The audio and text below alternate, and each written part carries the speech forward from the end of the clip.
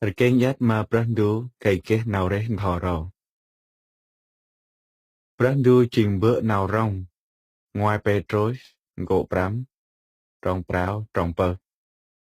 Brandu chừng nào mặt hát duyên hè, chiri bằng mất mơ hè.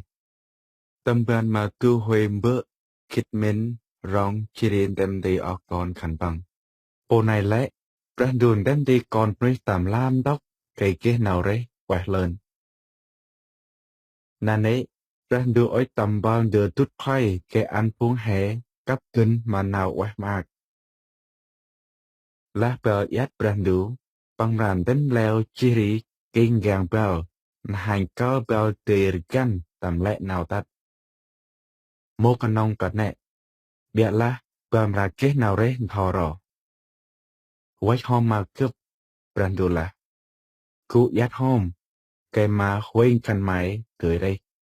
Ê sai ngộ bram chít bram tròn bài. Cướp, brandu là. Cụ yết hôm, cái mà khuên khăn máy, cười đây. Ê sai ngộ bram chít bram tròn bài.